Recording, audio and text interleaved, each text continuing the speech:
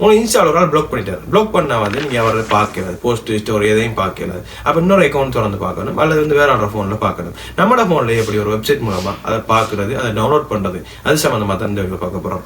இது போல பல சுவாரஸ்யமான வீடியோ தொடர்ந்து பார்க்கணும்னா நம்ம சேனல் ப்ளே பண்ணிட்டு வாங்க வீடியோக்குள்ள போகலாம். மறக்காம சர்ப்ரைஸ் பண்ணுங்க. குரோம் ஓப்பன் பண்ணுங்க. குரோம் ஓப்பன் பண்ணி இன்ஸ்டா நேவிகேஷன் டைப் பண்ணுங்க. டிஸ்கிரிப்ஷனில் லிங்க் கொடுக்குறேன், செக் பண்ணி போகலாம்.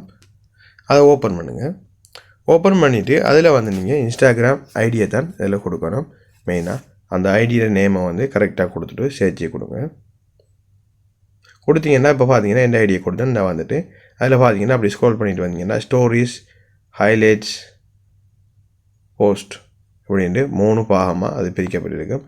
இப்போ இந்த அறிக்கை போஸ்ட், இந்த போஸ்ட்டை தேவைன்னா கிளிக் பண்ணி டவுன்லோட் கொடுத்தீங்கன்னா டவுன்லோட் பண்ணி பார்த்துக்கொள்ளும். ஈஸியான முறையில் அவங்களுக்கு தெரியாமல் அவங்களோட ஸ்டோரேஜை பார்க்கவே மேலும் நீங்கள் டவுன்லோட் பண்ணிக்கொள்ளும்.